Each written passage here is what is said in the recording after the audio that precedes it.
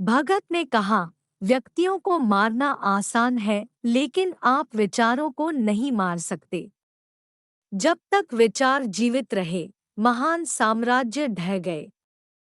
शहीद आज़म भगत सिंह के बारे में 15 आश्चर्यजनक तथ्य यहाँ दिए गए हैं। एक, कॉलेज की प्रतिभा। भगत सिंह कॉलेज में एक महान अभिनेता और थिएटर कलाकार थे। वह कई नाटकों में दिखाई दिए। राणा प्रताप, सम्राट चंद्रगुप्त और भारत दुर्दशा उन नाटकों में से थे जिनमें वे दिखाई दिए। 2, जलियांवाला बाग। यदि आप पहले से नहीं जानते थे, लेकिन यहाँ भगत सिंह के बारे में एक और रोचक तथ्य है। जब जलियांवाला बाग की घटना हुई तब वह स्कूल में थे। वह तुरंत स्कूल से निकल गया और सीधे दुर्घटना स्थल पर चला गया। उन्होंने उस स्थान से मिट्टी इकट्ठी की जो भारतीय रक्त से मिश्रित थी और प्रतिदिन बोतल की पूजा की। उस समय वह केवल 12 वर्ष के थे। 3, बचपन में बगावत करना। भगत सिंह अक्सर एक बच्चे के रूप में खेतों में बंदूकें उगाने की बात करते थे ताकि वह अंग्रेजों से लड़ सके और उन्हें पीछे धकेल सकें। 4, शादी के खिलाफ। भगत सिंह कानपुर भाग गए जब उनके माता-पिता चाहते थे कि उनकी शादी हो जाए। अगर मैं औपनिवेशिक भारत में शादी करता हूँ, जहाँ ब्रिटिश राज मौजूद है, तो मेरी दुल्हन मेरी मौत होगी, उन्होंने अपने माता-पिता से कहा। परिणामस्वरूप कोई भी आराम या सांसारिक इच्छा अब मुझे लुभा नहीं सकती। उसके बाद वह हिंदुस्तान सोशलिस्ट रिपब्लिकन एसोसिएशन के सदस्य बन गए।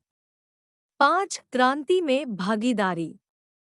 भगत सिंह ने केवल 14 वर्ष की उम्र में गुरुद्वारा ननकाना साहिब में बड़ी संख्या में निहत्थे लोगों की हत्या के विरोध में एक विरोध प्रदर्शन में भाग लिया था।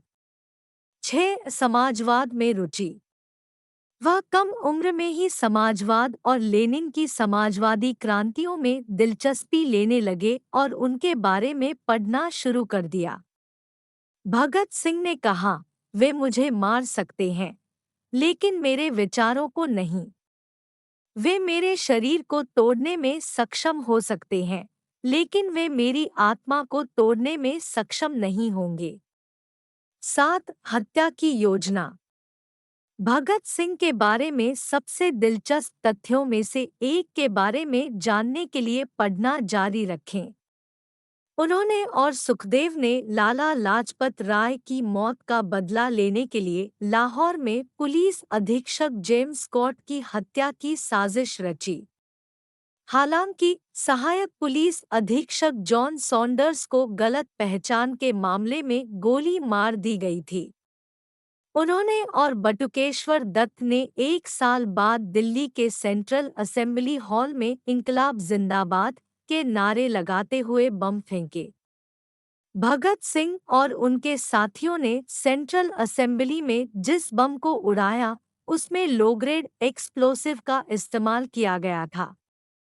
उन्हें इमारत के गलियारों में लोगों से दूर फेंक दिया गया था और किसी को नुकसान पहुंचाने के बजाय केवल चौंका देने का इरादा था। 8, शक्तिशाली नारे।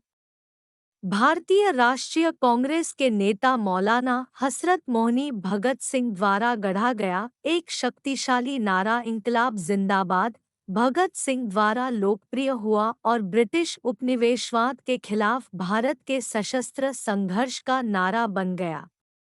9, क्रिएटिव एस्केप।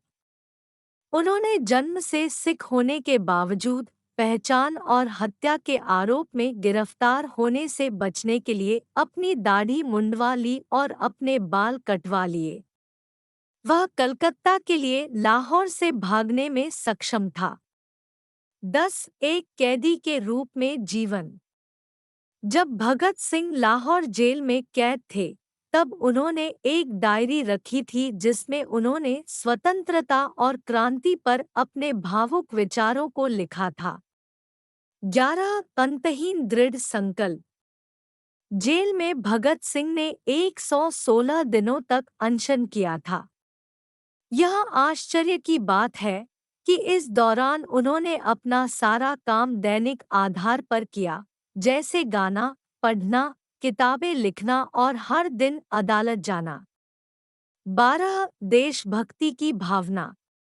भगत सिंह ने अंग्रेजों से कहा, मुझे फांसी देने के बजाय मुझे गोली मार देनी चाहिए, लेकिन उन्होंने उसे नजरअंदाज कर दिया। इस बात का जिक्र उन्होंने अपने हालिया पत्र में किया है। चूंकि मुझे युद्ध के दौरान गिरफ्तार किया गया था, भगत सिंह ने इस पत्र में लिखा था। परिणामस्वरूप अगर मुझे फांसी दी गई तो मुझे दंडित नहीं किया जाएगा। मुझे तोप के मुंह में डालने दो। यह उनकी बहादुरी के साथ साथ उनकी देशभक्ति को भी दर्शाता है। 13 मरते दम तक हंसता रहा। भगत सिंह उन्माद से हंस रहे थे जब उनकी मां उन्हें जेल में देखने आई थी। मौत की कगार पर होने के बावजूद यह व्यक्ति कितने खुलेआम हंस रहा था, इस बात से जेल अधिकारी हैरान रह गए। 14 हर चीज पर सवाल उठाया। गांधी द्वारा असहयोग आंदोलन को भंग करने के बाद भड़के हिंदू मुस्लिम दंगों को देखने के बाद उन्होंने समाज में धार्मिक विचारधाराओं पर सवाल उठाना शुरू कर दिया। सिंह ने उसके बाद अपनी धार्मिक मान्यताओं को त्याग दिया। उनका मानना था कि धर्म ने स्वतंत्रता के लिए क्रांतिकारियों के संघर्ष में बाधा डाली, इसलिए उन्होंने नास्तिक क्रांतिकारियों जैसे बाकुनिन, लेनिन और ट्रॉट्स्की के कार्यों का अध्ययन करना शुरू किया। बाद में भगत सिंह ने 1930 में लाहौर सेंट्रल जेल में मैं नास्तिक क्यों हूँ शीर्षक से एक निबंध लिखा। 15 फांसी। 23 मार्च 1931 को उन्हें तय समय से 1 घंटे पहले फांसी दे दी गई। कहा जाता है कि भगत सिंह को फांसी पर लटकाया गया था। दरअसल यह ब्रिटिश साम्राज्यवाद को कम करने के इरादे से किया गया था। रिपोर्टों के अनुसार कोई भी मजिस्ट्रेट भगत सिंह की फांसी की निगरानी के लिए तैयार नहीं था। मूल डेथ वारंट की समय सीमा बीत जाने के बाद एक मानद न्यायाधीश ने निष्पादन आदेश पर हस्ताक्षर किए और निरीक्षण किया। वह कई भारतीयों के दिलों में रहता है। भगत सिंह ने पिछले 89 वर्षों से भारत की आत्मा में एक महत्वपूर्ण स्थान रखा है और देश के लिए एक किंवदंती बने रहेंगे। हम आपके महान समर्थन की तलाश में हैं। कृपया हमारे चैनल को सब्सक्राइब करें, लाइक करें, शेयर करें और कमेंट करें। धन्यवाद।